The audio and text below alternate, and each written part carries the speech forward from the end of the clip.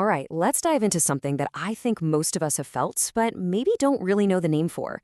That crazy head rush you get when you stand up too fast. We're going to get to the bottom of that dizzy spell and talk about what's really going on with a condition called orthostatic hypotension. You know the feeling, right? You pop up from your chair, and for just a second, the whole room does a little wobble. It's such a universal experience, and it's the perfect way to start understanding what's happening inside our bodies with our blood pressure. Okay, so let's put a name to the face. That dizzy feeling is officially called orthostatic hypotension, or just OH for short. And it's not just a vague feeling, it's a real, measurable thing. It's when your blood pressure takes a dive within 3 minutes of standing up. We're talking a drop of at least 20 points in the top number, your systolic pressure, or a 10-point drop in the bottom number, the diastolic. So right away, you can see this is a very specific physiological event. And you might be surprised at just how common this is, especially as we get a little older. The numbers show that about 1 in 5 adults over the age of 60 deals with this. That is a huge number of people, which is exactly why we need to be talking about it. And it's not always just a simple dizzy spell. The symptoms can be a lot broader. You might get blurred vision, feel kind of weak all over, or, in some cases, even faint. And here's a really interesting one, something called coat hanger pain. It's this very specific ache you get in your neck and shoulders, and it's believed to come from not getting enough blood flow to those muscles. So, with all that said, what is your body supposed to do when you stand up? Let's take a look at the incredible high wire balancing act it performs every single time. Okay, so picture this. The second you go from sitting to standing, gravity immediately goes to work. It pulls a huge amount of your blood, we're talking half a liter to a full liter, down into your legs and your belly. And that creates a sudden plumbing problem for your body. How do we get that blood back up to the brain where it's needed most? Well, your body has an amazing built-in solution. It's called the baroreceptor reflex. Think of these baroreceptors as tiny little pressure sensors, like your body's own internal alarm system. They're located in your major arteries, and they instantly sense that drop in pressure and fire off an emergency signal to your brain.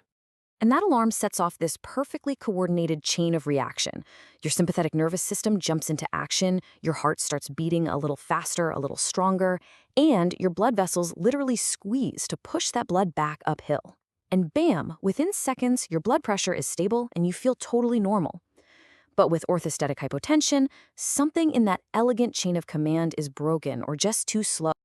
So the big question is, why does this amazing system sometimes fail? Let's start unmasking some of the most common reasons, because a few of them might really surprise you. You've got a few usual suspects here. It could be something as simple as not drinking enough water, or it could be linked to bigger things like heart conditions or diabetes. But one of the biggest players, and one that often flies under the radar, is the side effects from medications we take every day. And that brings us to this idea of polypharmacy. It's a fancy word, but it just means taking several different medications at once. And you can see how this becomes a major factor, right? Each individual drug has its own list of side effects. But when you start combining them, the risk for something like OH can go way up. It's all about that cumulative effect. And of course, not all medicines are created equal here. Some drugs, like alpha blockers, are known to have a high risk for causing OH. Then you have others, like common diuretics or water pills, that are more of a moderate risk. And then some very common blood pressure meds, like ACE inhibitors, actually carry a pretty low risk. The main point is just to be aware that different drugs have different profiles. Okay, so that's the problem. But now, for the really good news, there's so much you can actually do about it. So let's talk about some simple, practical steps you can take to get more stable and feel more in control. A lot of this starts with really simple lifestyle tweaks. Hydration is absolutely key. You want to be aiming for about 2 to 3 liters of water a day. For some people, increasing salt can help, but, and this is a big but, you absolutely have to talk to your doctor about that first. And little things, like having strong coffee or tea in the morning, or even just propping up the head of your bed a few inches, can make a real difference. Now, here's a fantastic little trick you can try. It's called a water bolus, and it's exactly what it sounds like. If you rapidly drank about half a liter of water, that's about 16 ounces, it can actually trigger a response in your body that gives your blood pressure a temporary boost. It's a great strategy to use before you know you're going to be on your feet for a while. And you can literally fight back in the moment when you feel the dizziness coming on. Simple things like crossing your legs tightly or tensing up the muscles in your thighs and your glutes, or even just squatting down for a second. All of these things work by physically squeezing that blood from your lower body back up towards your brain. And that brings us to the final piece of the puzzle, and maybe the most important one: having a really smart, informed conversation with your doctor about your medications. Now, let me be perfectly clear. This is not about telling you to stop taking your medicine. Absolutely not. This is about being empowered.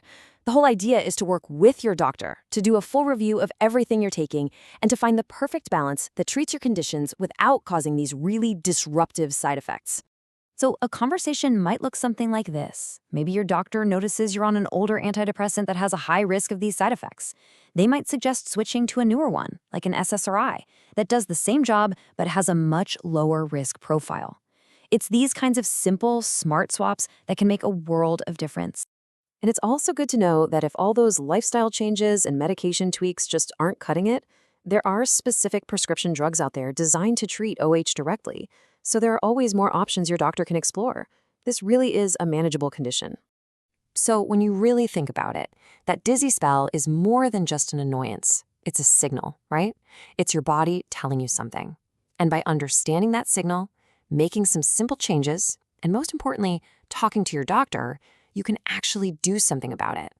So could that one simple conversation be your very first step to standing a whole lot stronger?